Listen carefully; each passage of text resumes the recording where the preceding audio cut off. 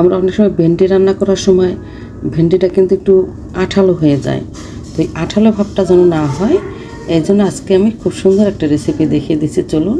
তো আগে আমি কড়াইতে একটু তেল দিয়ে দিলাম, দিয়ে এর উপরে আমি ভেন্ডিগুলো সব কেটে, ভেন্ডি অথবা ঢেঁড়স যেন আমি ডাকেন, এখানে আমি একটা আলু কুচি করে নিছি। এই আলুটা দেওয়াতে কী হবে, ঢেঁড়স থেকে যে লাশালো যে একটা পদার্থ ছাড়ে কিন্তু একটু পানি পানি থাকে, ওইটা কিন্তু একদম কেটে নেয়। এখন